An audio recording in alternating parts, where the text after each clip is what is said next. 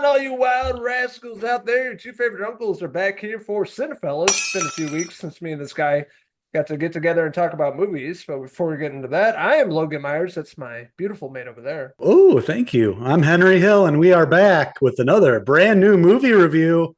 That's right, we're getting into the month of November. And what better way to kick off the month of November with our review of Live from Chicago, it's Saturday night.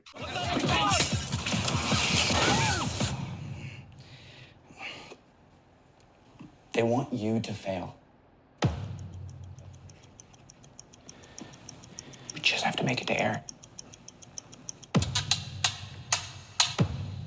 That's right, these wild boys are back at it. Just had the chance of checking out Jason Reitman's brand new film Saturday Night, hitting cinemas around the globe. Of course, it's the movie based on leading up into the first episode of Saturday Night Live in 1975. Thinking about this, almost 50 years ago next year, the show came out, revolutionized Crazy. TV forever, and it's still doing its thing. And more or less, the show's more of a parody of itself now. But back in the early days, it was chaotic, a lot of unknown, up and coming comedians, actors, things like that. Belushi, Chevy Chase, Gilda Radner. List goes on and on. But this movie really dives into behind the scenes, getting to know these characters, the chaos that ensues leading up until they went live. Yeah, it's a really cool setup how they did this. The hour leading up to basically the very first SNL, all the chaos that they faced, Lorne Michaels behind the scenes trying to put the show together. It was just kind of an idea then. He kind of had a rough idea of how it was going to go. And then over the course of this film, he finally nails it down, the order that he wants and everything. Lorne Michaels here, played by Gabriel LaBelle. You'll remember him from The Fablemans back just a couple of years ago. And that it's got an excellent cast here. And that's what you want from a Saturday night movie. It'd be tough to swallow if these people didn't look like their counterparts. And just, behind your shoulder there, just looking at Dylan O'Brien there as Dan Aykroyd. He looks a lot like him, has the same mannerisms. And a lot of these actors and actresses really look the part, and that helps sell this film right away. It really does. It brings you back, into this world 50 years ago. This came out 10 years before me and were pretty much born. So it's before our time, but seeing reruns and things like that, it felt like you're going back in time. They really captured that with the set design, the costume design, actors, actresses across the board look like, the people. Except Gilda Radner. I didn't think she really looked like her, but she had the presence of Gilda Radner, the comedic genius that was Gilda Radner. But Corey Michael Smith, looked a lot like Chevy Chase. Any Gotham fans out there, he was in that TV show. I thought he did a really great job capturing the ridiculousness of Chevy Chase being, always cracking inappropriate jokes. King of improvising. He was so good back then.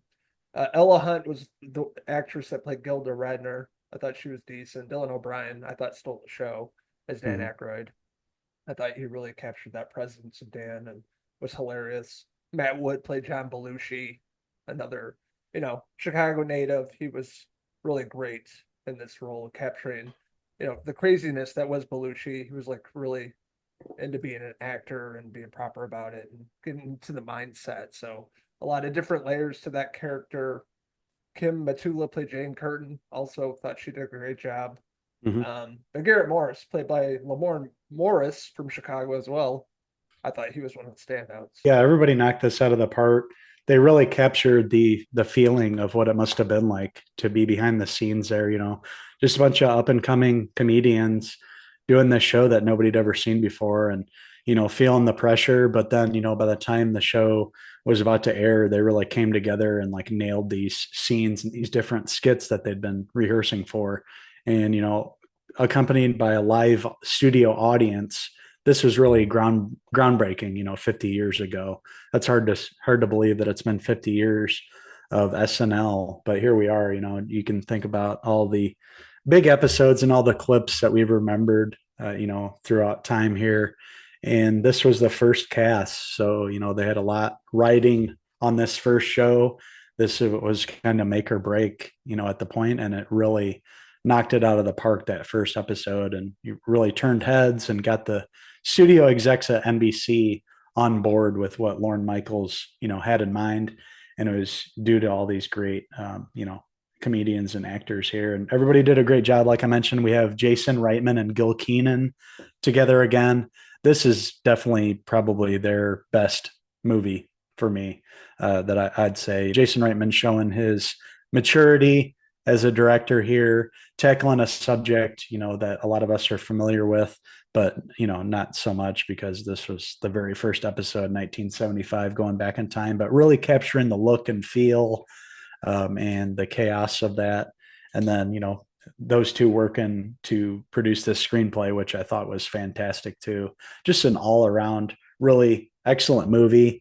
It sucks that it didn't do so great at theaters. It kind of underperformed.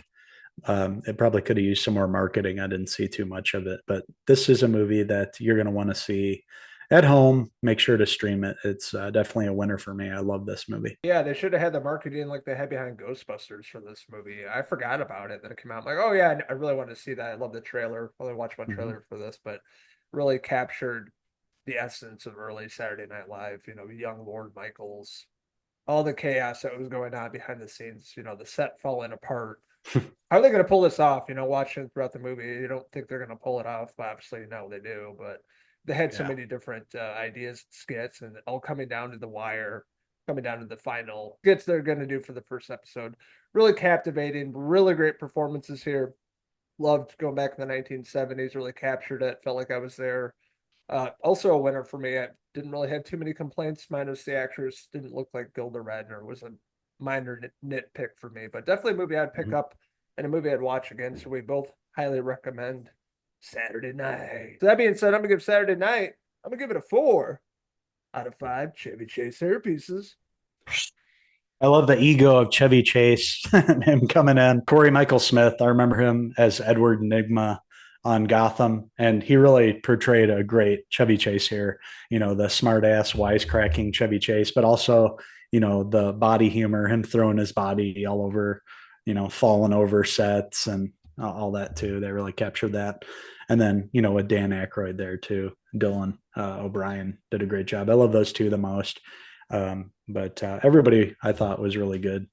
Really solid movie, a surprise for me. And I too am going to give Saturday Night a 4 out of 5 Chevy Chase hair pieces.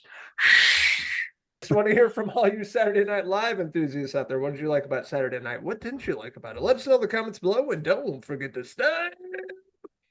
subscribe. Also, check out these wild jokesters on Facebook, X, and Instagram, and our website, Cinephellas.com, for the latest, greatest TV, movie, news, and reviews. That's right. And make sure to tune in this year for the 50th anniversary special of SNL. I remember him doing an anniversary show. I don't know if that was 40 or 45, but yeah, they got together like a lot of the original cast members. Everybody's still alive. So I imagine for the 50th, it's probably going to be pretty huge this year. I think that's supposed to air later on this year. So they're going to get a lot of greats back. And I'm sure that's going to be an awesome episode. So I'm really looking forward to that.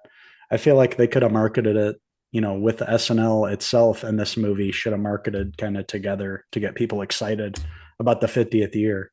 So the marketing, I feel like, kind of failed this, the box office return and everything. But the more people that watch this, the better. This one was a really solid movie for me. And I expect to see it in the awards season contention, for the actors and the directors here. Thank you for joining us this Saturday night. And until the next Cinephellas movie review, I'm Uncle Henry Hill. And I'm Uncle Dylan O'Brien, signing out until the next movie review for Cinephellas. Cheers!